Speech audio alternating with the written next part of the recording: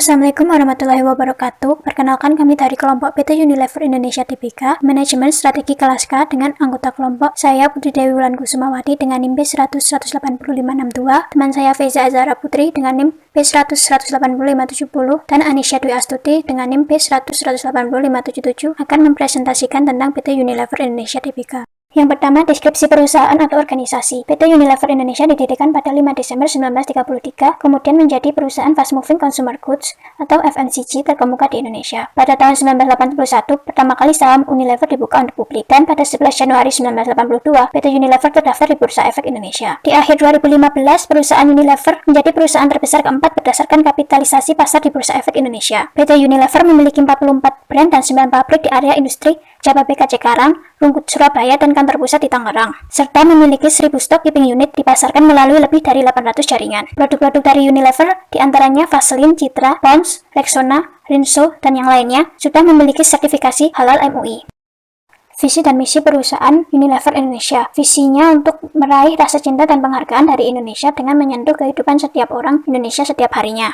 Kemudian misi yang pertama, bekerja untuk menciptakan masa depan yang lebih baik setiap hari. Yang kedua, membantu konsumen merasa nyaman, berpenampilan baik, dan lebih menikmati hidup melalui brand dan layanan yang baik bagi mereka dan orang lain. Yang ketiga, menginspirasi masyarakat untuk melakukan langkah kecil setiap harinya yang bila digabungkan bisa mewujudkan perubahan besar bagi dunia. Yang keempat, senantiasa mengembangkan cara baru dalam berbisnis yang memungkinkan PT Unilever tumbuh 2 kali lipat sambil mengurangi dampak terhadap lingkungan dan meningkatkan dampak sosial. Selanjutnya, analisis eksternal makro dengan matrik External Factor Evaluation atau EV pada peluang atau opportunities. Yang pertama, tingginya kepuasan konsumen. Bobot 0,11, rating 4, skor 0,44 dengan penjelasan pasar di negara berkembang atas FMCG bertumbuh secara signifikan dan berpotensi terus berkembang. Unilever memiliki 70% pasar di negara berkembang dengan 57% aset turnover. 2. Banyaknya pemain pasar nasional dengan cara produksi yang rendah. Bobot 0,09, rating 4, skor 0,36, penjelasan meskipun banyak pesaing namun pesaing tersebut masih belum dapat menyaingi Unilever. 3. Stabilitas ekonomi yang relatif baik. Bobot 0,11, rating 2, skor 0,22, penjelasan pasar e-commerce tumbuh 49% pada 2016 dan sangat mempengaruhi perilaku konsumen secara signifikan. 4. Tingginya tingkat ketergantungan masyarakat. Bobot 0,11, rating 3, skor 0,33, dengan penjelasan urbanisasi yang cepat dan lebih banyak perempuan dalam angkatan kerja, berarti rumah tangga memiliki lebih banyak pendapatan dari pekerjaan tetapi sedikit waktu untuk tugas-tugas rumah tangga, sehingga menjadi peluang untuk Unilever mengembangkan produknya yaitu perawatan rumah tangga. Yang kelima, luasnya potensial market. Bobot 0,09, rating 4, skor 0,36, dengan penjelasan tren masyarakat yang menginginkan produk ramah lingkungan memberi peluang kepada Unilever dengan berperan sebagai wakil ketua Task Force on Climate untuk ikut menciptakan produk-produk yang ramah lingkungan. Selanjutnya, analisis eksternal makro pada ancaman atau threats. 1. Kenaikan biaya bahan baku dengan bobot 0,10, rating 4, skor 0,40, penjelasan isu kelapa sawit yang terkena dampak Unilever dan limbah produksi Unilever. 2. Nilai tukar rupiah yang tidak stabil, bobot 0,10, rating 3, skor 0,33, penjelasan meskipun terjadi pertumbuhan penjualan sebesar 3,7% pada 2016 di India dan Brasil, adanya demonstrasi di India dan krisis ekonomi di Brasil yang keduanya merupakan pasar utama Unilever menyebabkan keraguan investasi ke depan. 3. Maraknya pemalsuan dan penyelundupan produk Cina, bobot 0,10, rating 4, skor 0,40. Penjelasan keterbukaan akses informasi atas setiap produk yang dapat dan cepat diakses oleh konsumen, sehingga persaingan antar produk menjadi lebih kompetitif, terutama produk dari Cina. 4. Penghapusan subsidi BBM, bobot 0,9, rating 3, skor 0,27. Penjelasan penghapusan ini akan mengakibatkan biaya transportasi semakin meningkat. 5. Produk pesaing yang harganya lebih rendah, bobot 0,10, rating 4, skor 0,40. Penjelasan ancaman harga dari kompetitor besar seperti P&G dan Colgate-Palmolive atas produk personal care terutama pada pasar negara berkembang. Total dari peluang dan ancaman yaitu bobot 1 dan skor 3,48. Selanjutnya adalah analisis eksternal mikro atau analisis industri, yaitu ada pendatang baru dengan merek produk Head and Shoulders pemasok, yaitu dari PT Unilever itu sendiri, produk pengganti, produk yang terbuat dari bahan alami, contoh sampo natural, peralatan kulit dari buah-buahan. Pesaing industri dari Unilever adalah Kraft Foods dan P&G. Pembeli yaitu distributor luar negeri Messi Distribution dan Midway, dan retail modern ada Carrefour, Ranch and Market, dan juga Hero. Berikutnya ada analisis internal atau Matrix Internal Factor Evaluation atau IFE. Ada kekuatan strength dan ada kelemahan atau weakness. Sehingga dari tabel di atas dapat diperoleh nilai analisis internal sebesar 3,10. Analisis internal PT Unilever Indonesia. Kekuatan pada bidang manajemen dan SDM memiliki tim yang terdiri dari orang-orang berdedikasi, terampil, dan termotivasi di segenap jajaran. Di bidang pemasaran, Unilever gencar di misi sosial sehingga kedekatan dengan konsumen dapat terus terjaga. Di bidang keuangan dan akuntansi, PT Unilever merupakan salah satu saham blue chip karena pertumbuhan laba pada perusahaan ini dapat dikatakan cukup stabil. Pada bidang produksi atau operasi, Unilever mempunyai moto Operational Excellence with no compromise on quality. Unilever dalam menjalankan operasinya dijalankan dengan baik tanpa mengabaikan kualitas produk. Pada bidang sistem informasi manajemen, mengkoordinasi semua pesan, positioning, dan citra, serta identitas perusahaan melalui semua bentuk komunikasi dan pemasaran. Dan pada bidang Research and Development, Safety and Environmental Assurance Center atau SEAC menggunakan tenaga ahli dan bermitra dengan pihak lain untuk memastikan produk dan proses kami di Unilever memenuhi standar tertinggi.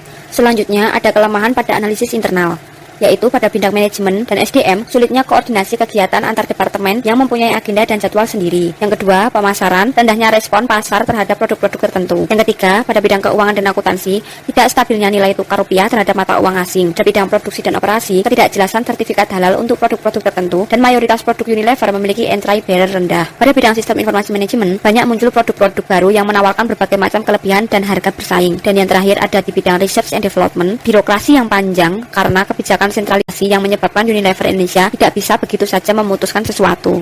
Berikut adalah analisis SWOT Matrix TAUS pada PT Unilever Indonesia, yaitu ada kekuatan atau strengths, kelemahan atau weakness, peluang atau opportunities, dan ancaman atau threat. Dan berikut adalah penjelasan tentang analisis SWOT Matrix TAUS pada PT Unilever Indonesia. Selanjutnya adalah analisis matriks hubungan daya saing dan kondisi lingkungan. Matriks IVE sebesar 3,10, matriks EVE sebesar 3,48. Kesimpulannya adalah PT Unilever Indonesia Tbk masuk ke dalam golongan 1 dengan pertumbuhan internal yang intensif, integrasi vertikal, integrasi horizontal, dan merger. Terlihat seperti pada gambar berikut. Unilever ada pada golongan 1.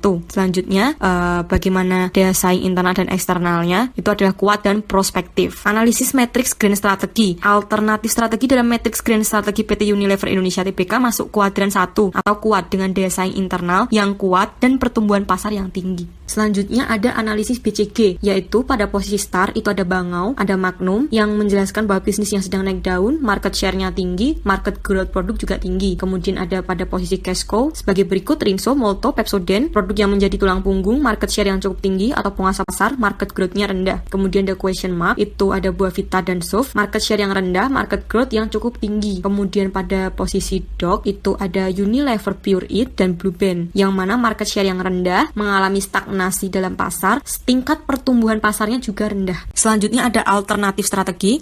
1. Pengembangan pasar, memperkenalkan produk atau jasa saat ini ke area geografis yang baru. 2. Pengembangan produk, meningkatkan penjualan melalui perbaikan produk atau jasa saat ini atau mengembangkan produk atau jasa baru. 3. Penetrasi pasar, meningkatkan pangsa pasar untuk produk atau jasa saat ini di pasar melalui upaya pemasaran yang lebih besar. 4. Integrasi ke depan, mencari kepemilikan atau meningkatkan kontrol atas distributor atau pengecer. 5. Ada integrasi horizontal, mencari kepemilikan atau meningkatkan kontrol atas pesaing. Kemudian pada pembahasan selanjutnya adalah strategi terpilih serta checklist dari kondisi yang paling sesuai dengan perusahaan. Alternatif strategi terpilih, pengembangan pasar atau market development, persyaratan kondisi efektifnya ada perluasan pangsa pasar dengan memperkenalkan produk yang sudah ada ke bidang pemasaran yang baru, kondisi perusahaan ya, pemimpin pasar ya, jumlah produksi yang terus bertambah ya, jumlah pelanggan dan volume penjualan meningkat ya, kualitas produk yang diberikan bertambah ya, pengembangan produk atau product development, perbaikan dan pengembangan produk yang sudah ada dalam meningkatkan penjualan ya, memiliki produk Unilever yang berhasil atau sukses dan telah berada pada tahap jenuh atau maturity stage ya, pesaing menawarkan kualitas yang lebih baik, produk dengan harga lebih rendah atau Wingfood dan Indofood ya, kemampuan penelitian dan pengembangan atas produknya yang dimiliki perusahaan ya, persaingan dalam industri yang sedang berkembang ya, penetrasi pasar, potensi kenaikan secara signifikan penggunaan pelanggan saat ini ya, peningkatan dalam skala ekonomi menawarkan keunggulan kompetitif yang menentukan ya. Selanjutnya, alternatif strategi terpilih ada integrasi ke depan, persyaratan kondisi efektif, distributor saat ini berbiaya mahal atau tidak andal, tidak mumpuni dalam memenuhi kebutuhan perusahaan, kondisi perusahaan ya, pada saat ketersediaan distributor yang berkualitas sangat terbatas sehingga memberikan keunggulan kompetitif kepada perusahaan yang berintegrasi ke depan ya. Ketika suatu organisasi memiliki sumber daya modal dan manusia yang dibutuhkan untuk mengelola bisnis baru dalam mendistribusikan produknya sendiri ya, ketika keuntungan dari produksi yang stabil sangat tinggi ya, distributor pada pengecer saat ini memiliki margin laba yang tinggi ya. Selanjutnya, integrasi horizontal, ketika perusahaan bisa mendapatkan karakteristik monopolistik dalam atau daerah tertentu tanpa ditentang oleh pemerintah atas upaya besar-besaran untuk mengurangi persaingan keuntungan? Ya, ketika perusahaan bersaing dalam industri yang berkembang. Ya, ketika meningkatnya skala ekonomi memberikan keunggulan kompetitif yang besar. Ya, ketika perusahaan memiliki talenta manusia dan modal yang dibutuhkan kompetitif yang besar. Ya, ketika pesaing bingungan karena kurangnya keahlian atau memiliki kebutuhan sumber daya tertentu yang dimiliki oleh perusahaan. Ya, sekian pemaparan mengenai PT Unilever Indonesia Tbk oleh kelompok kami. Semoga bermanfaat untuk teman-teman yang menonton dan menjawab semua pertanyaan teman-teman. Atas kurang dan lebihnya kami mohon maaf. Wassalamualaikum warahmatullahi wabarakatuh.